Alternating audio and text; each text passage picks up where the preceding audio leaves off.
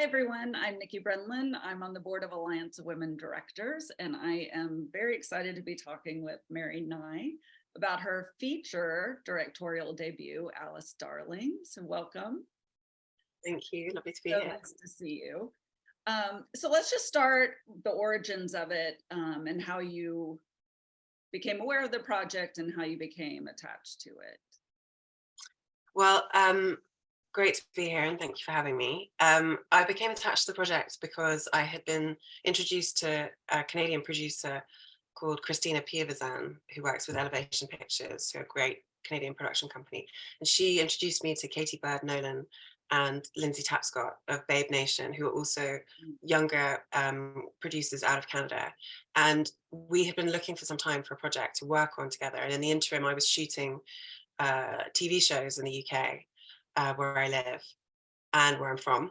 And Katie and Lindsay had just produced Alana Francis, who's the screenwriter of Alice Darling. They just produced her first film, and they were looking for a director for her second screenplay, which they sent to me while I was in the middle of working on a TV show. And I read it and I felt like this was a story that I could really do something quite interesting with, and that was also quite different from the work that I was doing as a director within TV.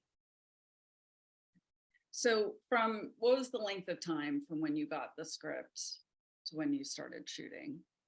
I would say it's about 3 years, because we had a year of development and of conversations over Zoom with between myself and Alana Francis, who was based in Canada, is now based in LA.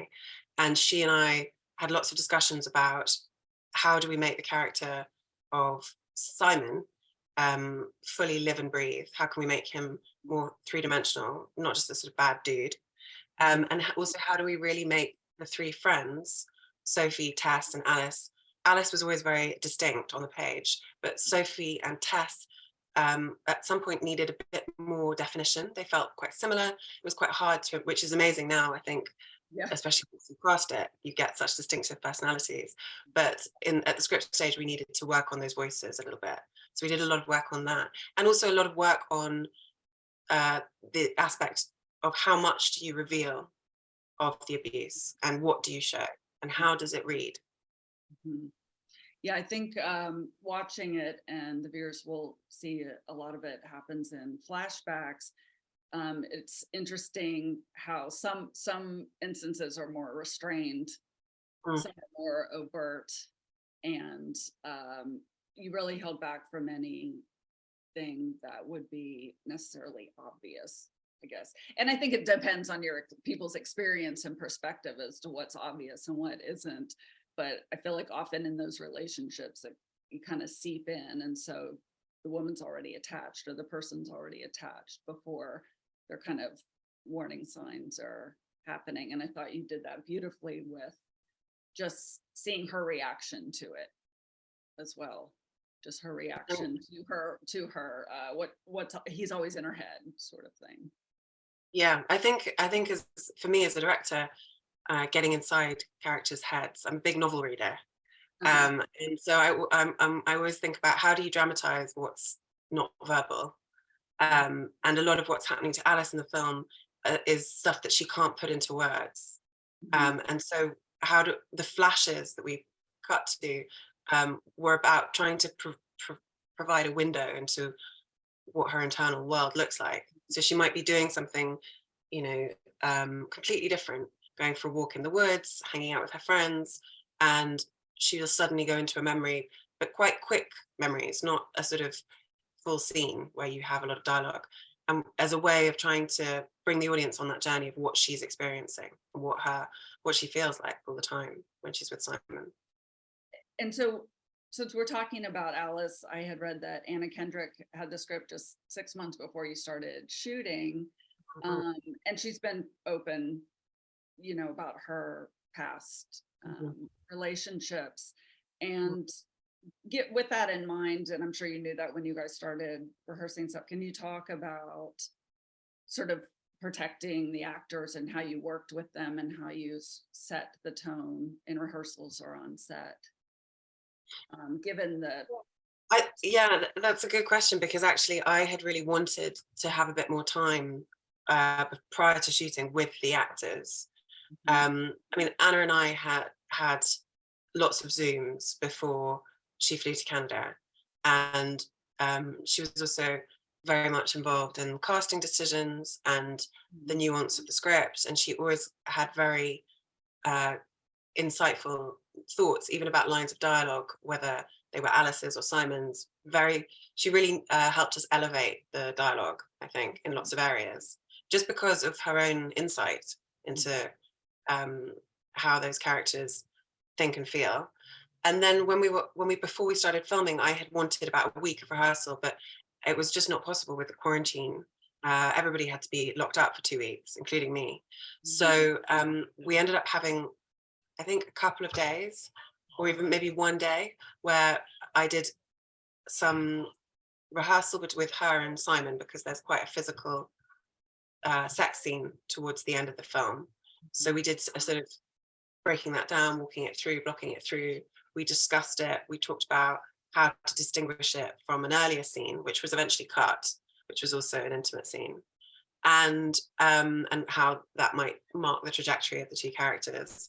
And then we also had a day with Wunmi, who plays Sophie, Wunmi Mosaku, Kaniehtiio who plays Tess, and Alice, and Anna as Alice. We sat outside in quite a beautiful place outside one of their lakeside houses that they were staying in for the shoot. And we just talked through, I had a list of key scenes that I wanted to discuss with them. And we talked them through, and we discussed them from the different characters' points of view, and also tried to plot the arc of where they'd come from, where they were going. And then we would read it through. And then based on that read through, we discuss it a bit more and then move on. And I think what was interesting about that rehearsal was how confessional it became, because all three actors shared their own experiences around this subject. And I know also that when Anna was in quarantine, she and Wunmi got on very well. And both Anna and Wunmi are wonderful people, and Wumi's very supportive. And so what I could see, which was really encouraging, was that my three key women were getting on really well and were trusting each other enough to share, and that we had this little pocket of time just before the shoot in this quite beautiful place with no pressure, no external observers, where we could kind of share a little bit and also share a sense of what the film might be as well. And I think a big part of gaining, I mean, Anna would have to tell you about this from her experience, but I know that Anna wanted to be sure that we were making the same film at every turn. And I really appreciated that, because I think what we both felt is that there are films that deal with abuse, perhaps more on the physical spectrum, but which deal in cliche effectively, that they can be very valuable and important films, but that we were trying to do something that was much more nuanced maybe, and a bit less common. We had The Assistant as a reference for something that it's almost by its absence that it's defined, because obviously in The Assistant, Harvey Weinstein is never seen. Although it's implied that it's him many times and you hear his voice, etc. And I think that was a bit what we felt about the abuse in Alice Darling. It's almost like it's by the absence of what you see, but through seeing Alice's reactions that you understand what has happened to her and how she feels. And I think Anna was wary of the film turning into something completely different. And as part of that, she met our brilliant exec at Lionsgate US, Lauren Bixby, very early in the process, just before filming. And Lauren reassured her that she too thought The Assistant was a great reference, that we were very much trying to make this kind of restrained film, and that wouldn't change at any point, which it didn't. Right. Yeah, I do think that is a great reference. And as you're talking about that in terms of saying everyone's sort of on the same page tonally, and I really love that you can see it through the cinematography, through the score, through the performances. It's very much an observational film. We're not being sort of led to anything in particular, or we're just letting it play out. And that I was reading in interviews they did that was talking about, like, she's the evidence, like she's trust the woman, right? Yeah. trust what we're seeing. When we're talking about the friendships, you know, often obviously our lead character should, as we say, have the arc. And what I loved about this is they're three women, they're their own women, but as an entity, they're also one friendship that evolves. And I love the subtlety of, she goes in her bedroom, and Sophie, she's going to say, Alice is going to say in Sophie's bedroom, and we just get a glimpse. It's not it's not fed to us. We just get a glimpse of the photos of these are longtime friendships. So when you were talking about the three of you working together, either with them or on your own, did you sort of track the trajectory of what this unit of a friendship would look like? Yes, we tried to fill in we tried to create a bit of a backstory. So when they had met, what had drawn them to each other, what their role was in the groups. So Sophie is much more of a doer than a talker, and she's also the peacemaker. Tess is much more of a doer in the sense that she's more confrontational. Sophie avoids conflict, doesn't want there to be arguments, wants everyone is quite nostalgic, wants everyone to have a great time. And Alice has changed quite fundamentally. And one big thing that happened in the edit was that prior to going up to the cottage, in the script, the friends knew what was happening to Alice. They understood that she was in an emotionally abusive relationship, which when we got into the edit, we realized we had to remove, not least because there are some scenes later on where Tess does something to Alice in order to provoke her, which if you know as the friend that your friend is in an emotionally abusive relationship, you wouldn't do. So we had to restructure that. And it also meant that the audience could go on the same journey as the friends in terms of discovering what's happening to Alice. But we also, I think in terms of how they had changed, there's a bit of a tension even between Sophie and Tess, because Sophie, played by Wunmi, has a secure job. She works, for a charity. She has a good income. She's kind of got quite a stable lifestyle. We imagined that she has her own place to live and so on. Whereas Tess is getting to that age around 30 where people want their ducks lined in a row, and are thinking about family and so on and so forth, or some more security at least. And Tess is an artist, and we all agreed that she was probably a really good artist, but that she doesn't have a gallery yet. She's done some group shows. She's not in she doesn't have the same financial security as Alice does, because Alice has a job. We agreed that it was probably an administrative assistant within a corporation job. It's not her dream job, but she does have a regular income and she has that stability. And so that in a way, before they get to the cottage, Tess is feeling a bit, even though her outlook is quite bold and confrontational, she's actually feeling quite vulnerable because she's not like the other two. She isn't in the same place in her career, and she's not in a relationship like Alice is, which is something that Alice uses as a weapon later on in the film. What I loved is that Sophie, who is very much, like you said, the sort of nurturing one and the wanting to keep the peace and everything, is the one that ultimately lashes out at the end. I thought that was very powerful. It's you really saw the ripple effects of a friend being caught in a relationship like this. And that for me, and I don't know if this was intentional, on the trip up there and Alice gets car sick, but obviously I think other emotions coming to the surface from getting pinged by Simon, and the women are holding her hair back briefly as like a supportive gesture that most of us see often amongst our girlfriends, to bookend that with after their journey together and sort of reuniting, that you have this very powerful ending. And to me, it just spoke volumes about what we need as in a society to help abused persons get out of a relationship or confront it, Yeah, I think one of the things that has happened as a result of screening the film is that people who haven't necessarily experienced this kind of abuse can still find that this film resonates because they've seen friends go through it and not known what to do.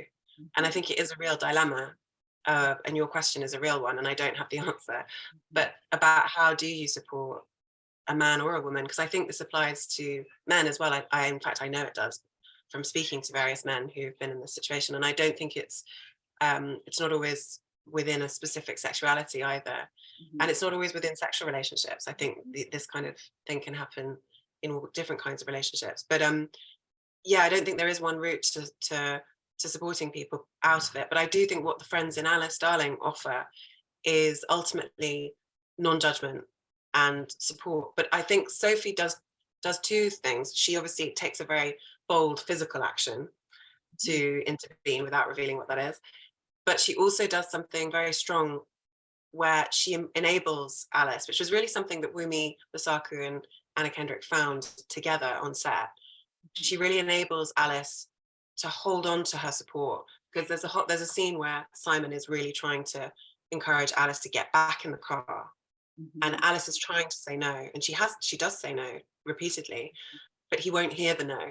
And Sophie holds Alice's eye contact and enables her effectively to step away and to keep strong in her no, which I think is so difficult, because I think there are many statistics about how many times it takes to actually leave someone before you do it for good. And so I think the kinds of support Sophie offers are multiple, really. And Tess too, in her way. She won't stand for the bullshit. She forces Alice to look at herself clearly, which is a different kind of help, I guess. Well, and the ending, what I love is that it's not tied up, because you hear him say, I give it a week. And I had the moment of like, yeah, she might, like, we all don't know how long this is going to hold on. And I love that wasn't the ending, that we really went and saw her sort of explain, and she's still processing, and it's a long journey for her, but that ultimately now she has that support, because you're not circling alone. Let's talk a bit about the edit in terms of what changed with the scripts, because with these abusive relationships, I think oftentimes outsiders or friends can be like, what, like, just, what are you doing? What are you doing? And my experience with friends has been, it can be so subtle. And so whether the abuser is doing it consciously or that's just their personality, it's not just 24/7 abuse, right? It's tied in with intimate, lovely moments. So you often hear, oh, but he's not always like that, or you should see us, when we're alone. And there's a lot of sort of the loveliness of a relationship that's tied together. And I think that's why it makes it so hard to separate. I'm not a psychologist. We all have our different experiences. But so can you talk a bit about how you, like maybe what you had mentioned, the scene that got cut, or how you sort of build what the audience sees? I think what's really interesting is looking for the moments in the film when we were in the edit where Alice has her kind of decision to leave moments. And it's interesting because in the script, they very much hinged upon a scene following the gallery, which became a sex scene between her and Simon. And we shot many versions of that scene, where effectively what we were showing in it was him sort of going beyond the bounds of sort of joyful consent, as in she was having sex with him and without really being present and not really wanting it. And she sort of says a no of kind, I'm too tired. And he kind of railroads her. So it was nothing like a rape, but it was going beyond her consent, basically. And then we shot versions of that where he became angry with her when he felt that she wasn't participating fully.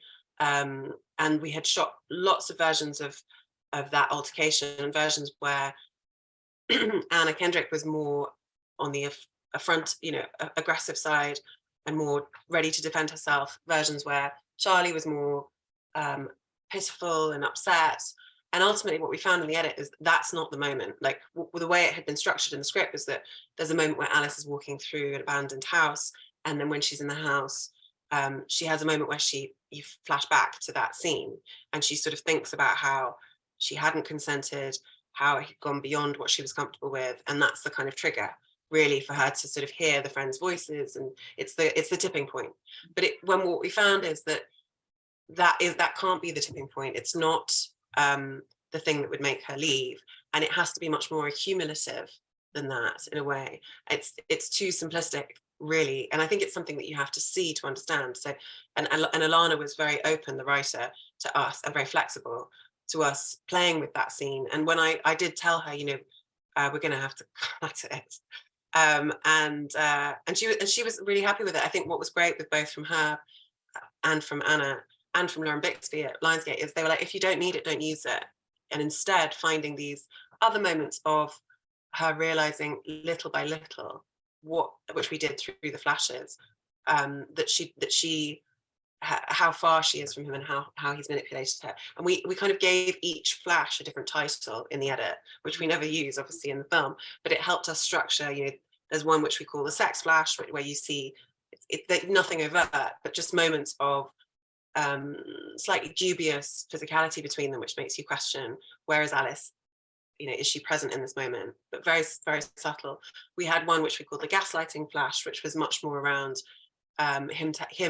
Simon saying to Alice that your friends are not worthy of you, that they're not reliable, to give you a sort of perspective on how he'd been manipulating her in that way. But in terms of one of the big differences with the script was that we removed, there used to be 2 interventions in the script. One was when they first got to the cottage, the friends would say, what's going on with you? And kind of have it out with her in the hot tub. And then there's another hot tub scene where they have a second intervention where she kind of reveals how he's been surveilling her with the phone and how frightened she's been. And there's beautiful writing from Alana and a beautiful performance from Anna where she talks about how she feels that she just has to be better and just has to be, and that scene really worked in the structure where it was. But actually the earlier hot tub scene of the friends intervening, it was much too soon. You had to see the friends discover what Alice is going through. Otherwise, in a way, the film's over before it's begun. Right.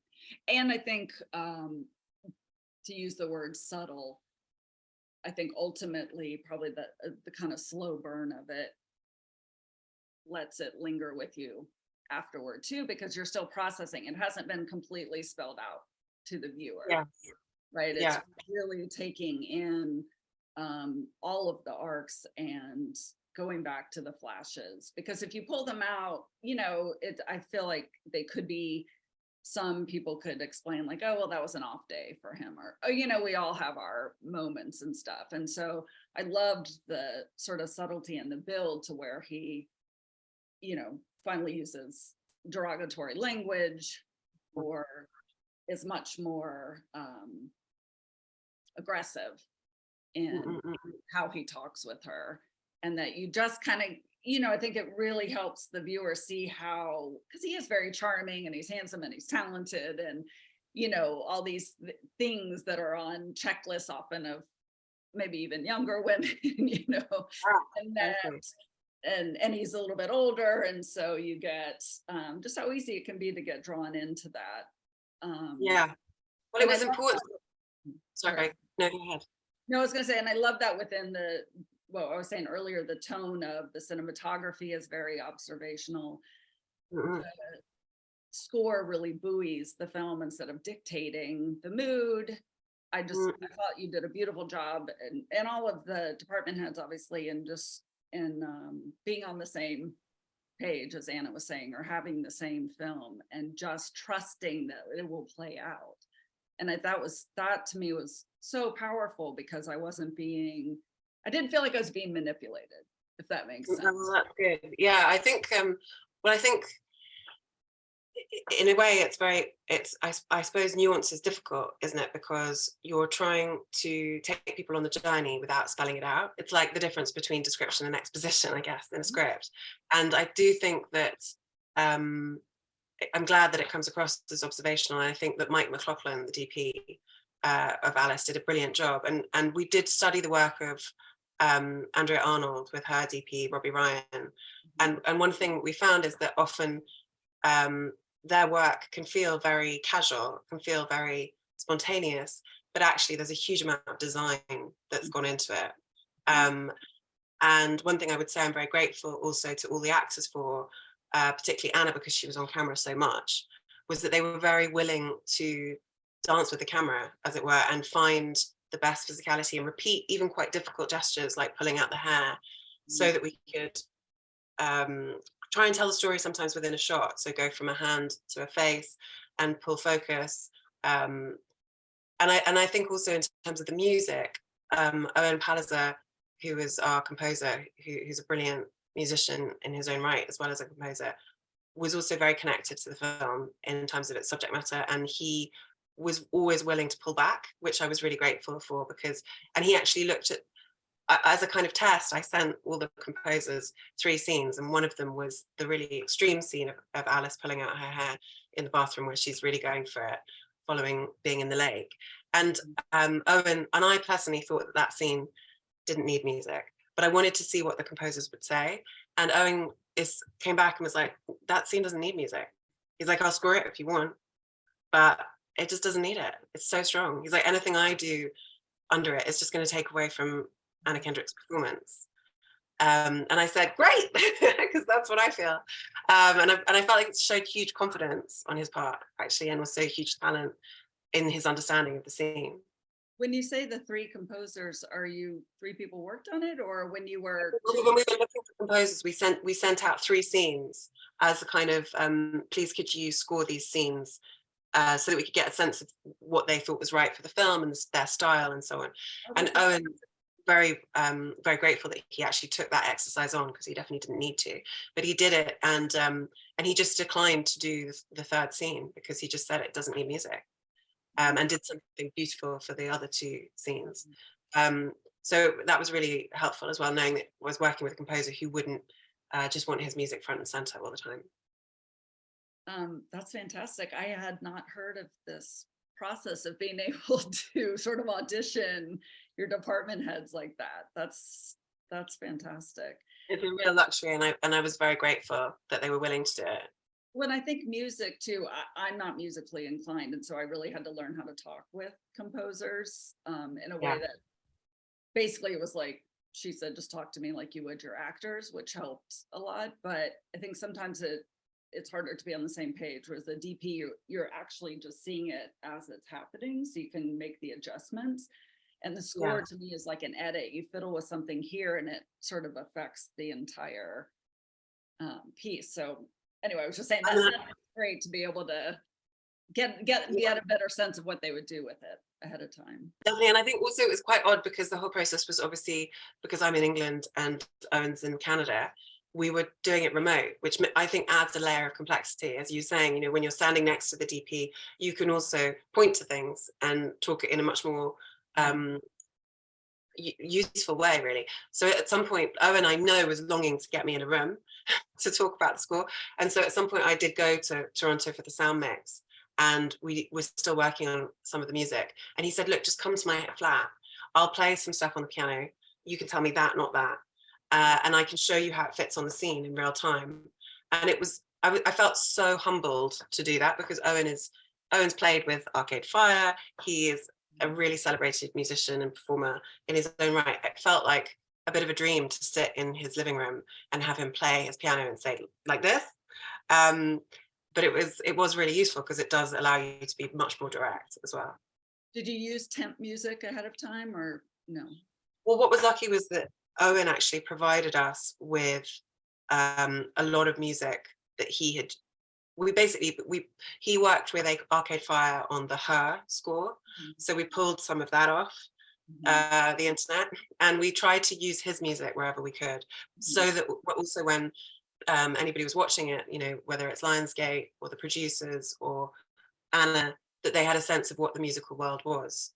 And what was interesting is he also warned me about music. He said, look, I'm going to provide, he very quickly provided us with some temp score to use as well. He's like, but it's all synthetic instruments, and it's not going to be as emotional as when you hear the actual violins. And I was like, yeah, sure, okay. And then what was interesting is, especially playing to the producers the finished score with the recorded violins, which was recorded, I believe, with an orchestra in Eastern Europe. It becomes so much more moving because those real instruments have just such a different sound quality. They like reverberate in you. Yeah. Yeah.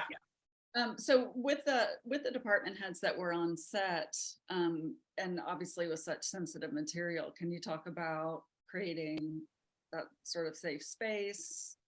Just even not even necessarily with the sex scenes, but just with, you know, people, with the dialogue, with the actors. You know, I can imagine that many people were moved just being on set and maybe affected in a way.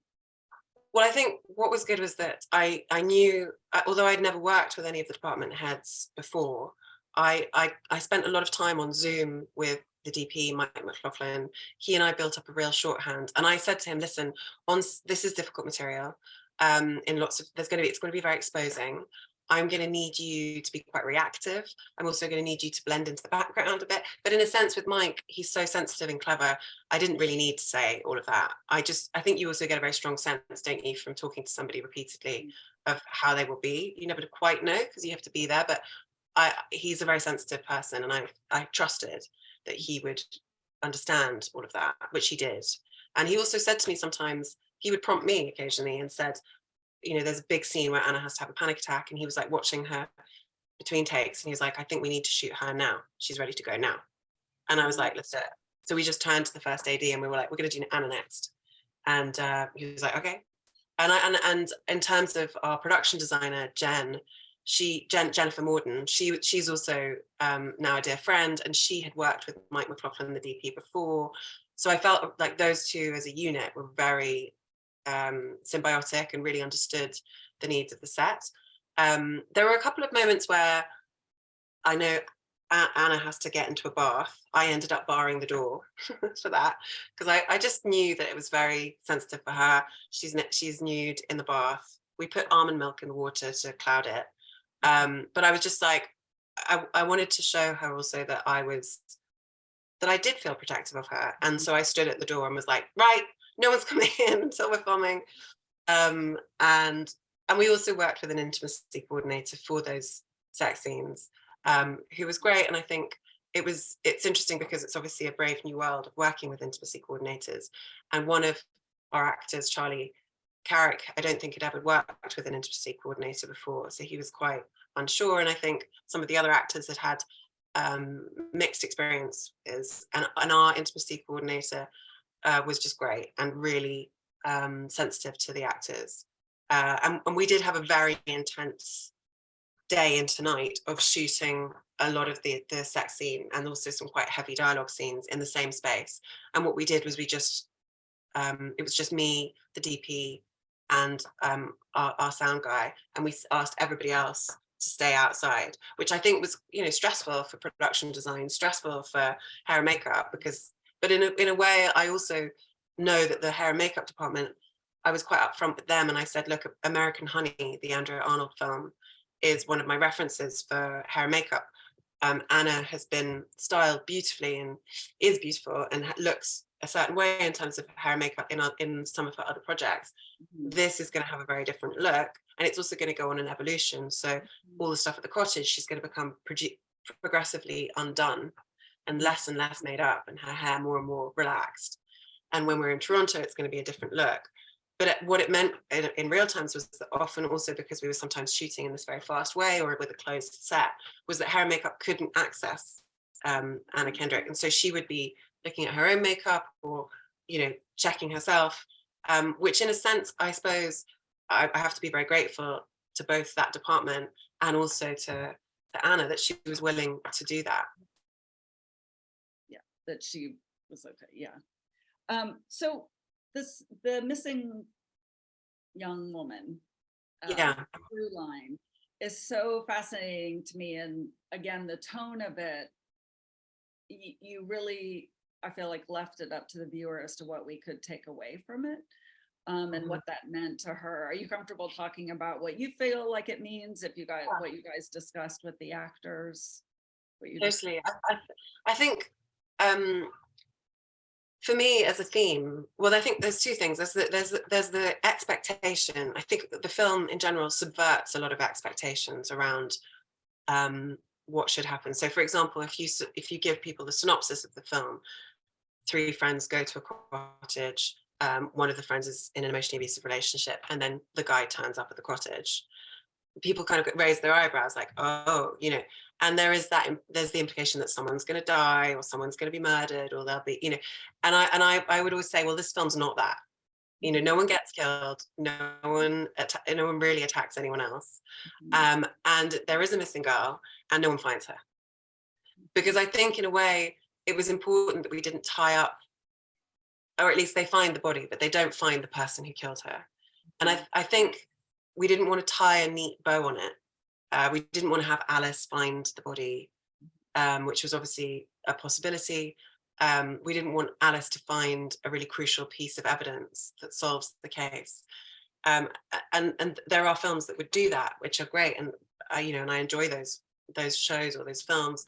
But this film had to be about subverting those kinds of expectations, because it feels more like lived experience to me when you don't find the crucial piece of evidence, and when you don't find the body as the person who's the protagonist. And instead, I think the missing girl is really about what Alice really identifies with her on some level, and I think sees it as their, and has a real hope that she's going to find her and find her alive. I do think that's real. And it feels fitting that it's Simon who reveals that she's been found dead, and that they still haven't found the guy who did it. And the implication is that it's that girl's boyfriend. And so I think that's also kind of a tipping point for Alice. And it's quite crucial that that happens just as Simon returns at the cottage, after she's gone on this journey with the friends of kind of reclaiming who she is. Because I think it is a little bit a feeling of there, but for the grace of God, go I. And a bit of a sharp realization. The other thing I thought that was interesting about it is also how the people in the community comment on the missing girl. You have the two women in the shop quite near the beginning who, it's a small moment, but they kind of imply that she's gone missing through being careless or even sexually provocative, which is something that is still implied repeatedly in many cultures whenever a woman is abducted and killed. And then also there's the moment where Alice is on the search party looking for her, and two women say, you know, they haven't been able to allow their own daughters out of the house because they're frightened that this person who abducted the girl is still out there. But they reassure each other by saying, don't worry, it's probably someone she knew. Which, if you think about it, something Alana used to say about that, excuse me, is how terrifying that is, that we should be reassured as women that we're not in danger of being abducted by the abductor at large because they're not in our family.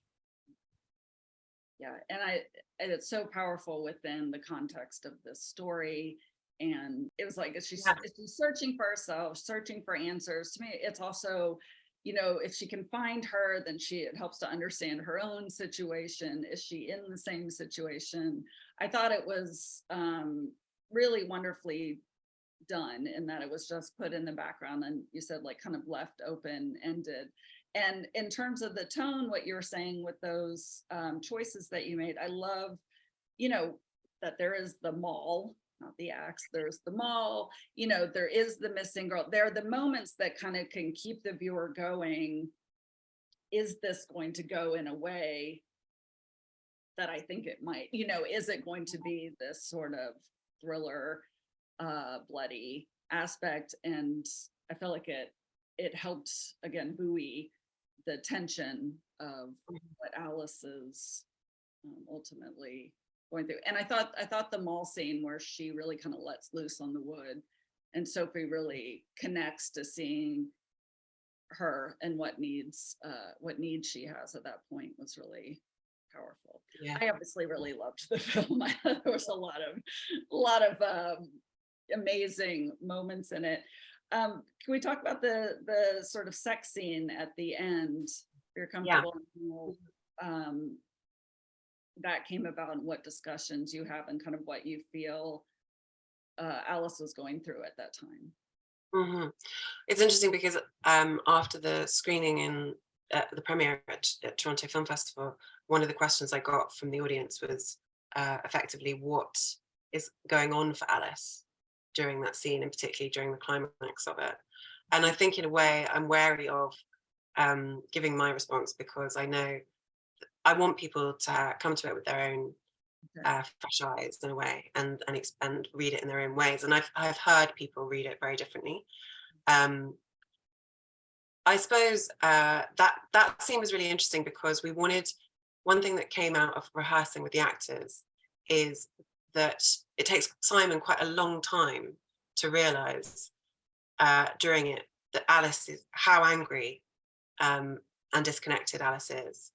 And that really emerged from the rehearsal with Charlie Carrick and Anna Kendrick, that initially we as the viewer, because we have access through the camera to Alice's expressions in close up, which Simon isn't able to see because he's busy kissing her and taking his pleasure effectively.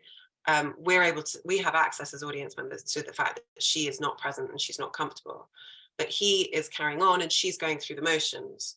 And then at some point, she does push him off and says, enough is enough.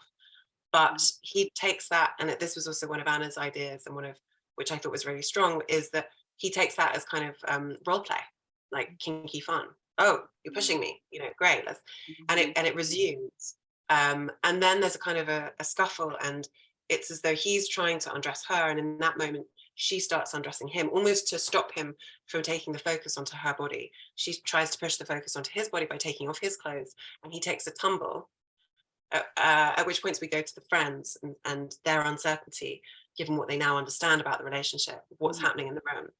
And when we come back to the couple, Alice is obviously now taking her pleasure, as it were, on top of Simon. And we watch his face transform as he starts to understand that this is not meant to be mutual, that she intends it very much to be about her and her experience.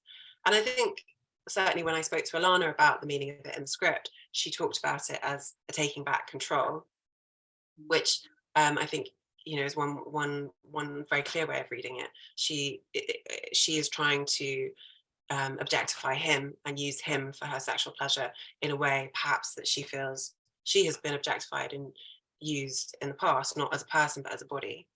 I think there's also readings of one interesting perspective I had on it from a male viewer was that that scene embodies some of her frustration, that even though Simon, in many ways, her abuser and the person who psychologically controls her, she still finds him attractive, and she still is able to get off on him and his body, which I found really interesting, because I think sex isn't always PC. Our bodies don't always follow the script. And so I think shows like Big Little Lies with Nicole Kidman's character, we talked about that, and how she has very complicated feelings about remembering her sexual encounters with the Alexander Skarsgård character, because on one level it was physically abusive, on another level she found it deeply erotic. So I think leaving open some element of eroticism in that film, in that scene in the film, is important, because sex can be very confusing. I think what's clear in the aftermath, and some people debate whether or not she actually has an orgasm. I think what's clear in the aftermath is that the power dynamic reverts very quickly. And the way that we found that with Charlie Carrick, who plays Simon, was that he laughs at her. And I suggested that Alana put that in the script, because I think there's nothing more crushing for any person following a sexual encounter than to be laughed at. And it's just the simplest way to put someone in their place, and the most damning way. And Charlie does it brilliantly. And it's very much about him taking back control of the dynamic. And also saying, I want to go home. When we've had in an earlier scene between Alice and Tess, Alice say very clearly to Tess before Simon turns up, I don't want to go home. And her saying, well, that's fine, we'll stay. So I think what was important was at the end of the scene, you feel how total her defeat is, and how impossible it feels for her to escape this dynamic, despite her best efforts. Yeah, I thought it was really powerful, and she almost seemed to sort of come out of it. Yeah, again, various interpretations as to what was going on with her at that time. Talking about Charlie, I thought he was fantastic and really threading that line, right, with charming, and can you talk about how you worked with him and how he came about to find the character that you know? I'm sure he did as well. Well, it's interesting because you mentioned earlier how attractive Simon is and how glamorous he seems on paper, both because he's a successful artist, because he's a tiny bit older, because he's got his own apartment, and because he's handsome and well dressed. And those, when we were casting Simon, it was important that he was charming. It was important that he was good looking, because otherwise you start the film and you think, why is Alice with this person? He's got nothing going for him. He needed to be confusingly good looking, which Charlie is. But I think as an actor, what I saw in the auditions that we did with him on Zoom was that he was so thoughtful and willing to offer variations of the character, because one of the things we weren't sure about was how Simon would come across, and we needed to. So I encouraged him to do versions of certain lines. And actually that proved incredibly useful in the edit, because we could nuance scenes and even have lines be repeated through using different versions. And so I think his flexibility and his intelligence were hugely valuable when we were both in rehearsal, but also in talking about the part. One of the things that I think is not useful, and I'm sure you're familiar with this, is that when you ask an actor to play a part, you can't judge the character. So there's absolutely no point saying, well, Simon's such a bastard because blah, blah, blah. Instead you have to really advocate for that character's point of view, however much you disagree with them. And Charlie was very good at that. He would always say, he had a very clear understanding of Simon, both sort of his emotional world, his moral universe, but also his aesthetic taste as well as an artist. And he felt that he lived in this very ordered, almost utilitarian way, but that his only way of feeling that he had control of himself was to maintain control over Alice. And I thought that was a very valuable insight. And it's interesting to me how much maybe he was even aware of what he was doing, because they seemingly have a lovely home. He bought her a beautiful dress. How ingrained that mentality can become, and how people are aware. So are you comfortable talking about people's responses across genders to this film when you've screened it, in terms of kind of what they took away from it, how they felt about Simon? Yes, definitely. I think what was interesting was that we did a test screening very early days during the edit, and I was surprised and pleased because our exec, Lauren Bixby, was delighted with the results, because she said men like this film. And I felt really glad that was the case, but also I had the experience while working on the film with a lot of men, i.e. my DP, Mike McLaughlin, my brilliant editor, Gareth C. Scales, composer, Owen Palliser, and also our brilliant color grader, and our sound designer, all of them men are over 35, and all of them deeply engaged with the film. And often, interestingly, their way into the film and talking about it was, understandably, he's the male protagonist, was through Simon. And what I found quite interesting was that some were wanting to talk about their own experiences of this kind of abuse. Some were wanting to talk about having witnessed friends in these relationships. I auditioned an actor who talked about seeing his mother in this kind of relationship. And so I knew from talking to all of the men that I was working with at various stages in the process that that there were lots of reasons why this might resonate for them. I also saw from the test screening that there were some men who, and I think Anna and I had talked about this and were quite prepared for this, that some men responded in the test, on their card, I don't know what the problem is. He doesn't seem like such a bad guy. And funny enough, you know, Anna said to me, she's like, there are going to be some people who watch this movie and they're going to say, he doesn't seem so bad. And But we have actually, I mean, I responded like that, but actually that is a lot of what I loved about the character is, and your choices and what you reveal about him is that it can be very insidious and very subtle, and that you yeah, stay away from anything physical or anything outright, because couples in good relationships have fights and yell at each other and say horrible things to each other, right? So it was that's what I love, the slow burn of it, so that it can really sort of seep in, and her, that she is, so whether they thought he was a bad guy or not, you're seeing she's the evidence. is the evidence. And I think also what's interesting is that you have that kind of reaction, which I accept, you know, because not because I think it's accurate, or I don't think there is any right reaction to any film, but because that's what they understand of that relationship, and that's what they understand of the world.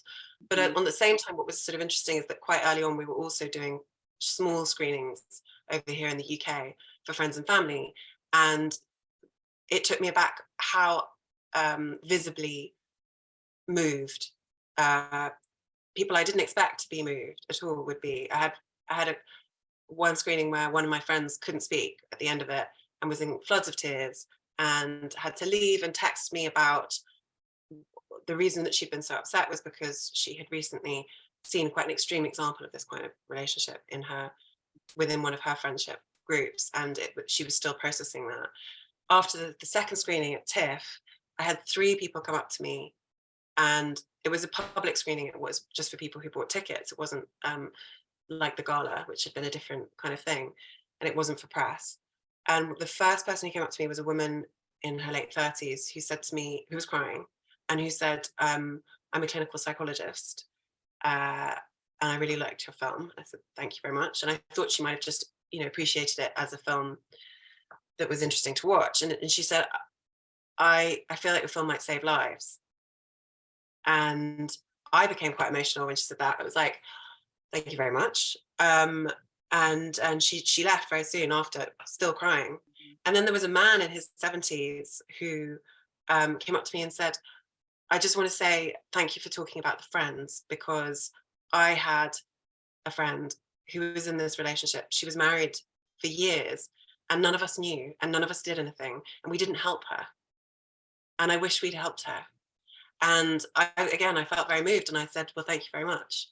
And then there was a very young woman who told me she was a student, but she was crying so much that she couldn't really speak. And eventually I just said to her, the film is a lot, it's a lot. Do you want to have a sit down in the front row? And so she sat down in the front row and just sat there crying.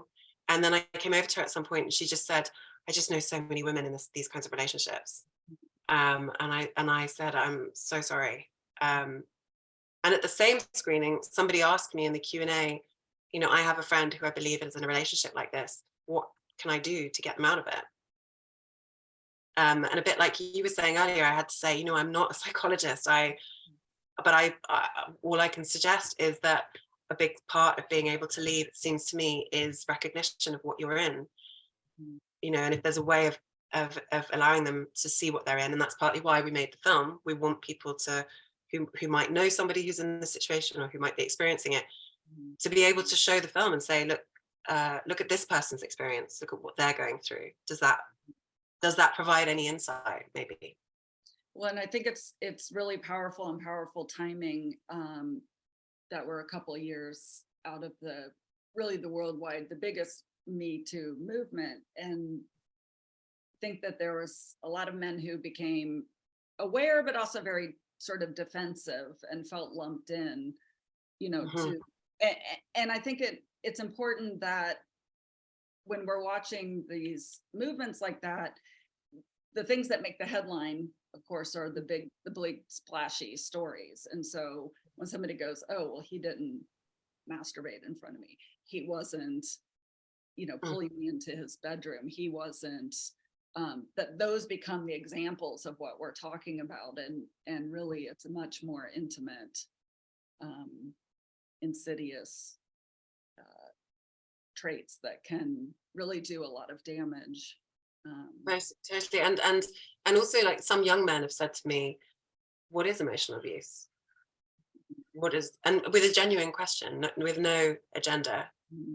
Um, and I have daughters, and they're not going to be watching the film for, I don't know, 10 years, but they're very young. But I just think that any conversation about this has to involve everyone. You know, I don't think this kind of abuse is limited to being within any kind of gender or any kind of sexuality, or even within sexual relationships. I think it can happen at work. I think it can happen within friendships. I think it can happen within family dynamics. And it doesn't, the discussion doesn't have to exclude anyone. And it becomes richer the more people it includes. Everyone's got something to gain in the end. Yeah, and we're all multifaceted and nuanced, and you know, have our histories and what we understand about ourselves and don't understand. And I love the line from Tess when she says, love isn't, it's not just the romantic relationships, right? And I think, and that speaks so much to what you just said too, that these power dynamics and this sort of abusiveness can happen amongst many pairings of people. And Yes. and various stages, and you can be sort of a survivor in one and a perpetrator in another and not really be aware of it. Well, to go back to what you were saying about individual conversations I've had with people, two of the men who responded to the abuse in the film, who were very close to the film, said to me both that they had experienced this kind of thing, one of them from their father, and another one within a relationship, a romantic relationship.